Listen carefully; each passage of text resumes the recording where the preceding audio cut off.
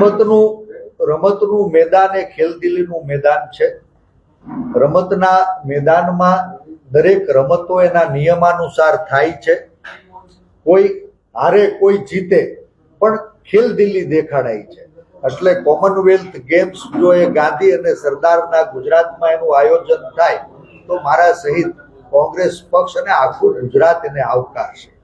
અપેક્ષા રાખું કે આ કોમનવેલ્થ ગેમના ખેલ જે ગુજરાતમાં થાય, જે ખેલદિલી વર્તાય, એવી જ ખેલદિલી જાહેર જીવનમાં સત્તાધારી પાર્ટી વિપક્ષ સાથે રાખે।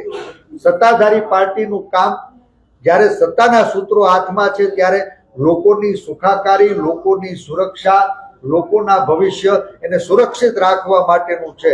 અને ક્યાંય સરકારી તંત્ર એની કમીઓ દેખાય તો એને ઉજાગર કરવાનું કામ વિપક્ષ કરતો હોય છે। દુઃખ સાથે કહેવું પડે કે ગુજરાતની જનતાએ આ વખત કોંગ્રેસ પક્ષને સત્તાવાર વિપક્ષ પણ બનવા દીધો નથી। માનવાને કારણ છે કે ગુજરાતે મેન્ડેટ આપ્યો છે કે કોંગ્રેસ વાળા તમે ચૂપ રહ્યો। પંચાયતથી પાર્લામેન્ટ સુધી ભારતીય જનતા પાર્ટીનું શાસન છે અને એમ છતાં સરકારમાં બેઠેલા લોકો જાહેર જીવનની ખેલદિલી ચૂક્યા છે।